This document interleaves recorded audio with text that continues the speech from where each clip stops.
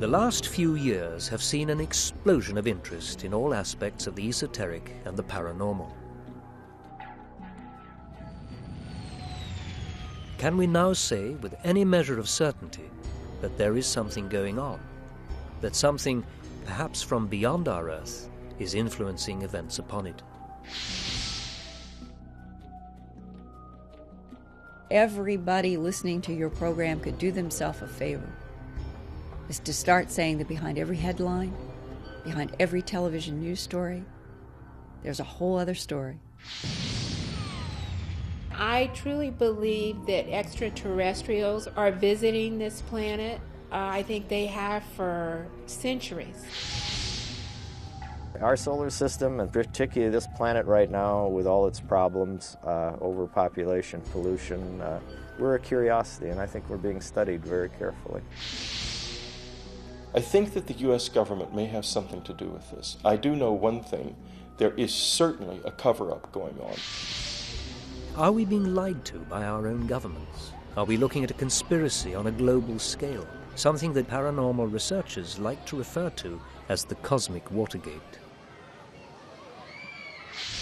If the experts were asked to pick out one hotspot for this paranormal activity, then the great majority would choose northern New Mexico. We have over 450 events with well over 600 witnesses, and this stretches back to 1948. The very first civilian footage of UFOs comes from here, August 1948. Unfortunately, the government came and took it away, but not after hundreds of people had seen the footage at civic groups and church groups, where the guy who took the film would show it to people.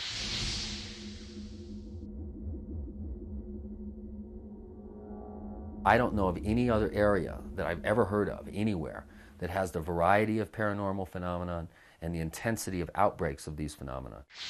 The area is perhaps most renowned for its history of so-called cattle mutilations, a phenomenon which perplexes researchers and skeptics alike. That the cattle are being killed in a strange fashion is undeniable. Why they are being killed is a question yet to be answered. Since I've started my investigation, I've been able to log well over 200 cattle mutilations, UFO reports, and other paranormal type events. Extraterrestrial biological entities have been killing and mutilating animals around this planet since at least the 1950s. And our government knows it, and our government has not wanted anyone to pay attention to it or to realize it.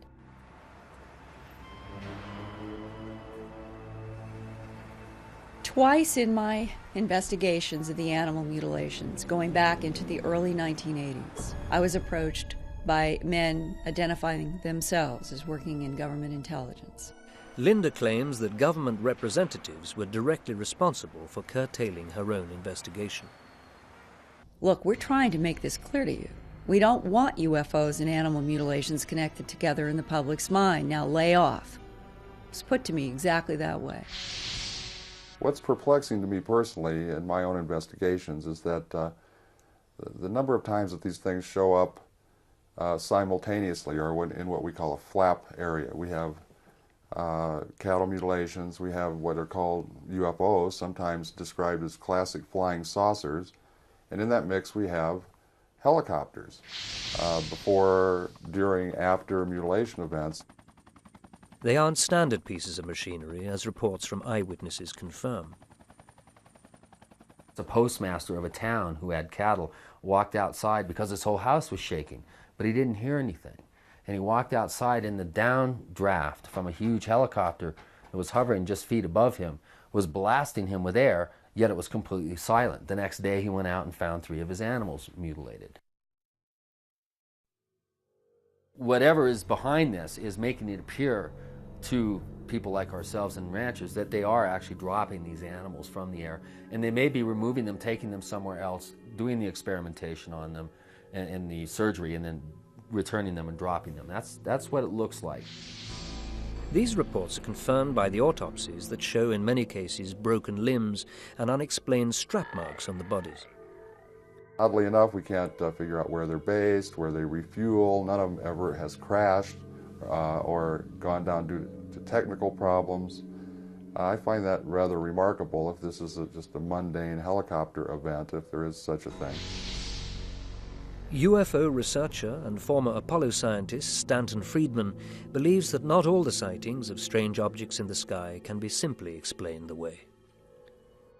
Are some UFOs secret government weapons? Of course they are. You don't tell everybody, hey, we got a new airplane. The SR-71, when it was flying Mach 2 at 80,000 feet, if a pilot saw that, he'd say, we don't have anything that flies like that at that altitude and that fast.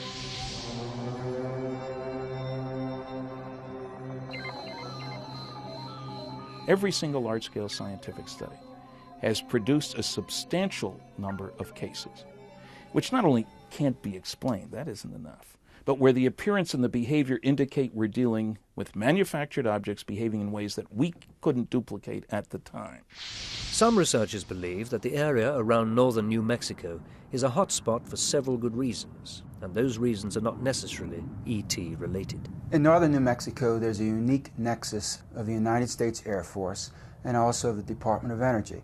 There are two major Department of Energy research laboratories, one at Los Alamos, the other at Sandia, just outside of Albuquerque. Both conduct nuclear research. Both are involved in cutting-edge electromagnetic research and also in Star Wars types of research and laser research. Another base in northern New Mexico was at the center of the first accusations of an alien presence on Earth. Its name, Roswell. After the alleged crash, the recovered bodies and craft were supposedly moved to the now infamous Area 51 facility in Nevada. One man who claims to have worked on the craft was Bob Lazar. The briefing papers definitely confirm the existence of alien craft. The whole aim of the project was to take these craft, or the one in particular that I was working on, and try and duplicate its systems and subsystems with earthly materials.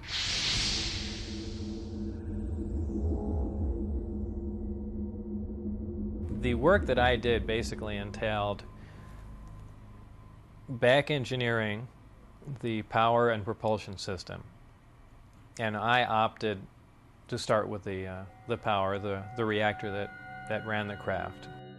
Phil Klass sees Area 51's secret status as natural, given what is being tested there.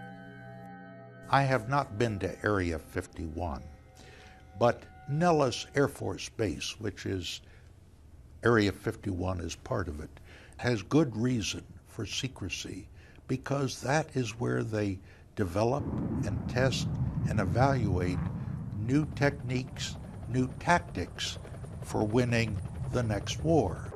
And if we allowed anybody and everyone to come in and learn our new tactics, our new weapons, we might lose the next war. I was brought into the hangar for one of the short duration tests, and the craft was already outside on the lake bed, and lifted off silently and just drifted around for a bit. It's like seeing a house lift off the ground quietly. It's just, you can't imagine the energy involved to do that and not to make any noise at all. We have never gotten any indication that the U.S. has captured a UFO, recovered a UFO, or built UFO-type aircraft.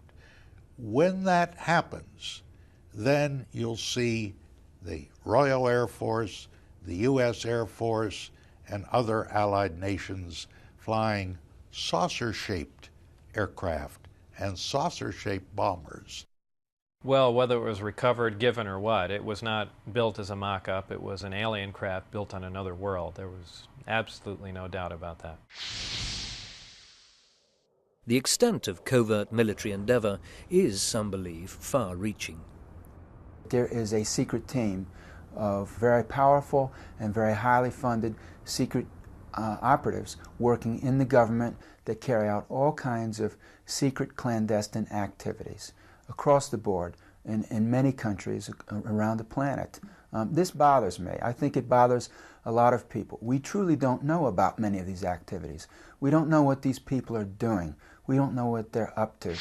Leah Haley claims to have been physically abducted by alien beings on several occasions. She believes that her own government and military are ultimately responsible. I have plenty of evidence based on my own experience that there is a faction of our military and government that are abducting humans. I cannot name any military personnel who have abducted me, nor can I name any particular installations where I was taken. For example, there was one occasion where I was taken to a military base that was camouflaged in a hillside. I don't know how many floors were in that particular base, but I do know that it was hidden. The captors don't tell me anything except shut up, cooperate, we're going to blow your head off if you're not nice to us, answer these questions.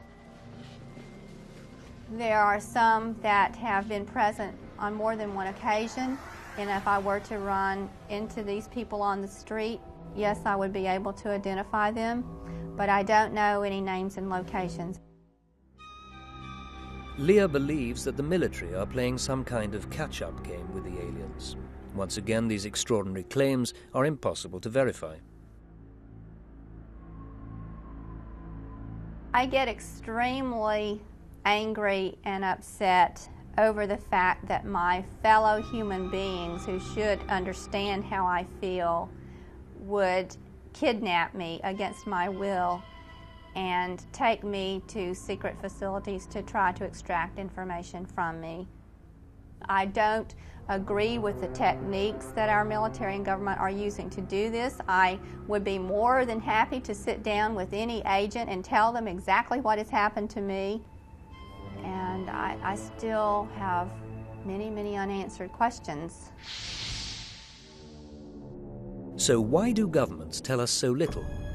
Is it because they're scared not to be seen to be in control of the situation? Abductee and author Whitley Strieber thinks so. I hope that the truth about government involvement comes out soon. My own opinion is that there is an extraterrestrial presence here that is compelling the government to act as it does in this area, and that it will come out only when that when whatever is here allows it to.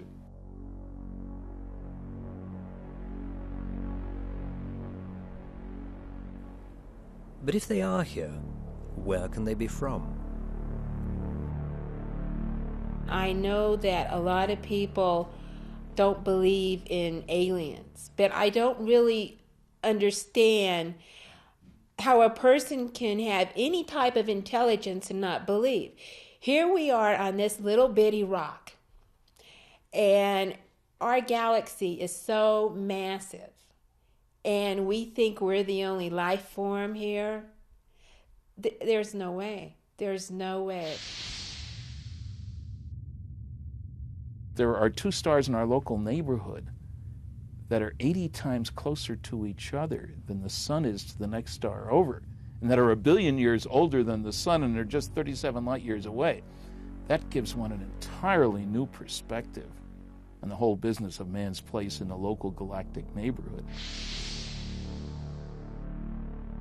Probably the biggest issue for me after 2 decades that haunts me to this day is what is the motive of extraterrestrial biological entities interacting with this planet. I make one assumption about every advanced civilization, one able to traipse between the stars in the local neighborhood, and that is that they're concerned about their own survival and security.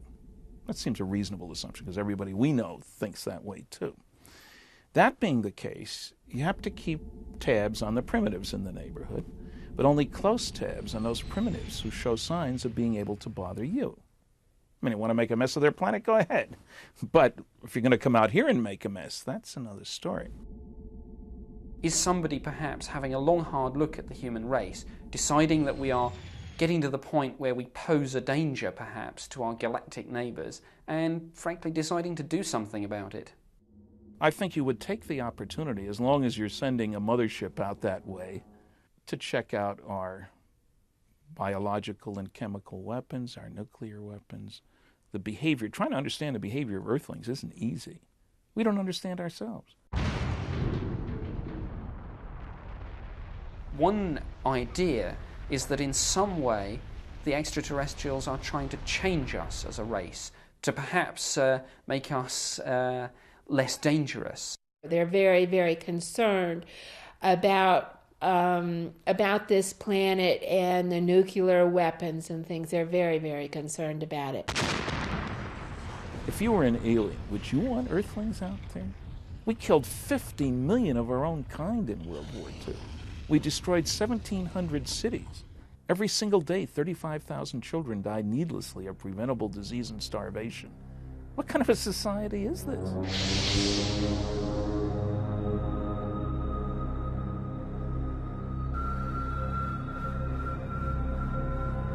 Some researchers believe that we're under scrutiny from more than one race of aliens, and that this has been the case for some time.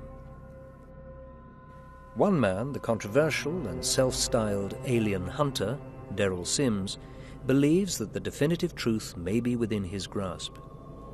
I have evidence that I've found that is rather amazing to me, where a being supposedly went through a window and everything. It left the imprints of its little hands and little arm permanently embedded inside the window as an image, which we hope to retrieve with an interferometer or with lasers and show us a three-dimensional holographic image of what went through the whole glass, so maybe we can get a better picture of that, and then we'll film that. Daryl has plans to go even further. I actually think that an abduction can actually be filmed, and there's a possibility that you could even film inside the craft. There are certain ways this could be done. It may take me 2 or 3 years to do this, I don't know, but that's a goal.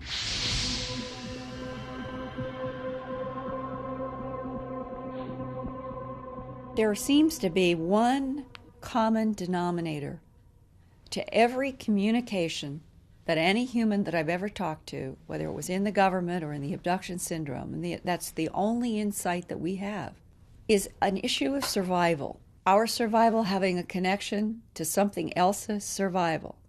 Are we in a symbiotic relationship with another intelligence that harvests our planet for genetic material and has been doing it for eons? Many people have described seeing on ships and in experiences figures that seem to be a mix of human and alien characteristics. I think one of the things they're doing is sampling the population for their DNA. Some people have speculated that we're dealing, when we talk about the greys, with what humans one day evolve into.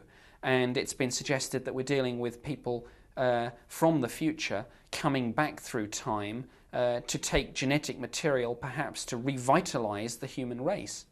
That's an interesting theory when you look at declining sperm counts and declining fertility.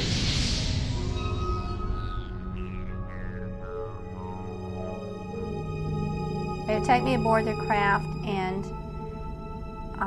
put me on the flat platform on my back and take tissue samples and perform sort of gynecological exams.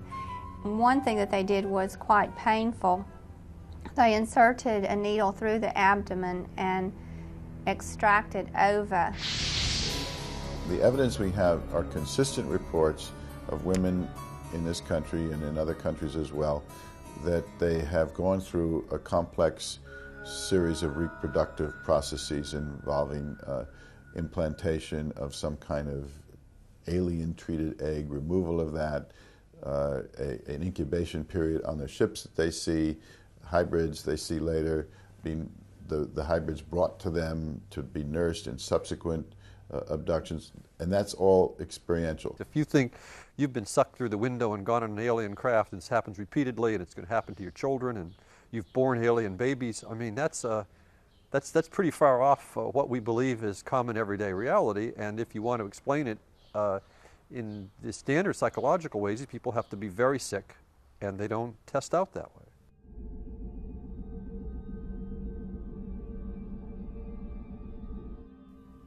If survival is a key issue, and that all of the information is saying our own survival as a species could be tied with whatever these extraterrestrial biological entities are involved with, our discovering what the issue is seems to me to be paramount. And I think that the government of the United States has been working overtime trying to understand that. Are they going to work with our enemies? Are they here as the initial phalanx of a group that's going to destroy us? That's going to enslave us? That you don't know. So governments certainly have a big interest there. One of the reasons I give for governments not to want to release data is fear of economic chaos. If an announcement were to be made, some UFO sightings are alien spacecraft, they're here in peace. A lot of people, after all the excitement is over, are going to say, gee, those guys are coming here, we're not going there, they're more advanced technologically than we are. That means that soon there will be new methods of energy production. There will be new methods of ground transport, air transport, communications, computers. That's going to lead to utter economic chaos. If I could find one scientifically credible case indicating that maybe we had extraterrestrial visitors, I would write the biggest story Aviation Week has ever published. I'd expect to win a Pulitzer Prize. But so far, after nearly 32 years, I have yet to find one case, one bit of scientifically credible evidence to indicate that the Earth has ever been visited by extraterrestrials. It could be that there are those who are leaving clues conspicuously displayed for us and others to find. I can see that that could easily be the case.